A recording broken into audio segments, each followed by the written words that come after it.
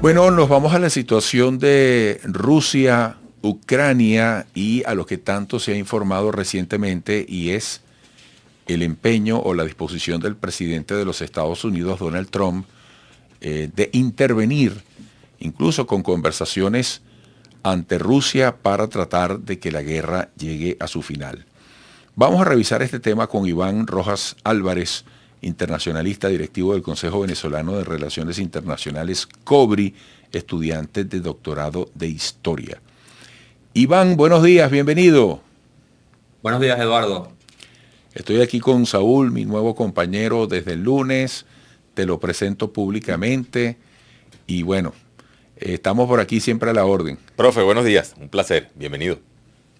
Buenos días, un placer, Saúl. Iván, ¿cómo se aprecia hasta ahora la intención de Donald Trump y sobre todo la viabilidad de lo que él pretende en cuanto al conflicto entre rusos y ucranianos? El presidente Trump pretende cumplir una promesa de campaña. Él dijo que podía terminar esa guerra.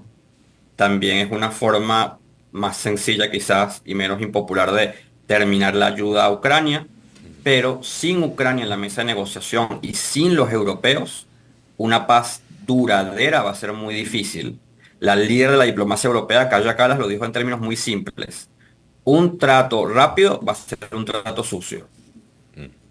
Creo que, fíjate, voy a tomar, profe, esa última frase para entender un poco hacia dónde van dirigidos estos esfuerzos, porque parece un poco ilógico que se esté tratando el tema de la guerra Rusia-Ucrania sin uno de los actores. Y segundo, ayer decían, a punto de cumplirse 3 años de la guerra, que cualquier tipo de decisión iba a ser por lo menos larga.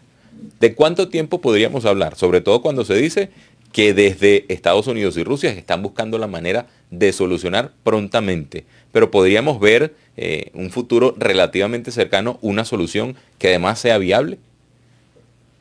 Depende de que llamemos cercano. En este momento apenas se están formando, digamos, equipos de contacto entre Rusia y Estados Unidos. Esas conversaciones no van a tomar una reunión más ni dos reuniones más. Estamos hablando de unos meses. Luego ese acuerdo que probablemente Ucrania rechace tenga que volver a ser traído a la mesa. El esfuerzo real va a ser traer a la mesa a Ucrania y a Rusia. Estados Unidos ha conversado con Ucrania recientemente. El vicepresidente se reunió con Zelensky. Se les dio un borrador de acuerdo que a Ucrania no le gustó. Entonces estamos hablando de un marco de 6 meses por lo menos. En el caso de que Ucrania acepte el proceso de negociación, podría ser más largo. ¿Cuál podría ser una negociación? No, no te quiero poner a especular irresponsablemente, pero ¿cuál crees tú podría ser una negociación aceptable para las partes involucradas después de lo que después del escenario que ha dado la guerra? Digamos, normalmente en los procesos de negociación lo importante es que ambas partes salgan sintiendo que ganaron algo. Se dieron y ganaron. En el caso de Rusia, mantener cualquier retorno territorial de los que ha conquistado, porque no hay otra palabra para eso, es una conquista de territorio, digamos, de vieja escuela, sería una victoria. Para Ucrania, retener más territorio del que en este momento tiene sería una victoria. El problema es cuál, o estamos hablando de que Rusia ocupa dos regiones en el este y ocupa Crimea. Es difícil, digamos, partir alguna de esas regiones a la mitad, por ejemplo. Pero una paz en este momento se vería de esa forma. De hecho, Estados Unidos ha dicho que no es realista, lo dijo el secretario de Defensa Hexet, que Ucrania retenga todo su territorio en este momento.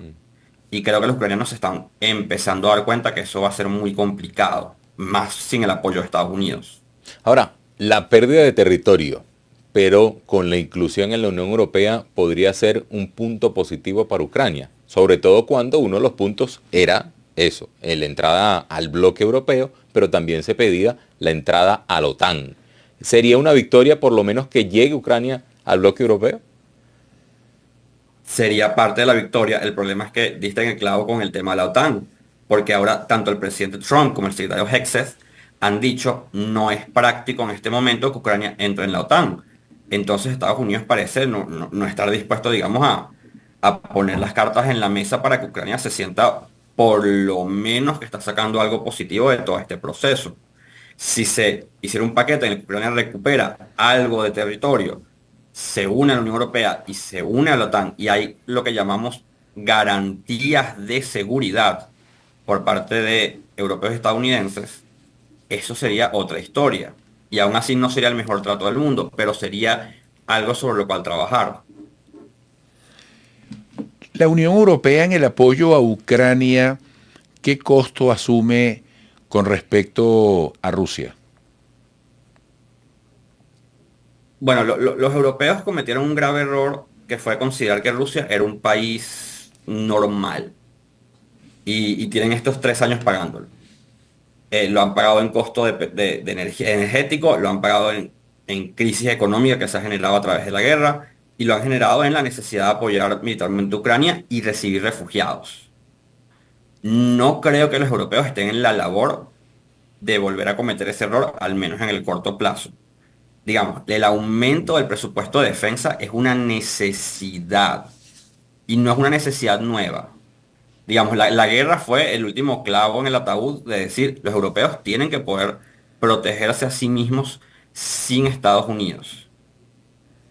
Si me permites ponerme anecdótico, yo hace más de 10 años, como estudiante de pregrado, escribí un paper sobre la necesidad de los europeos de independizarse en su política de defensa por parte de Estados Unidos. Y no es que yo inventé el agua tibia. La gente lo está diciendo desde hace muchísimo tiempo y los europeos no escucharon, sobre todo Alemania no escuchó.